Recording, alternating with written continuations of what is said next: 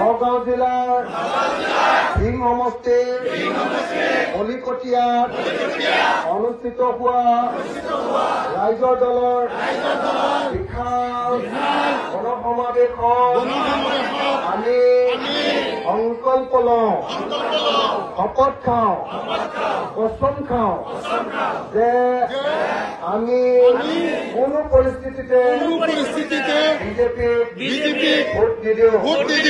সাম্প্ৰদায়িক বিজেপি আৰু সাম্প্ৰদায়িক AIDF-ক আমি পৰাভূত কৰিম।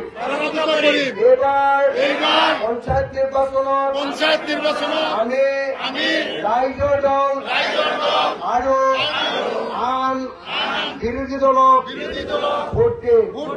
ধন্যবাদ। জয় অসম।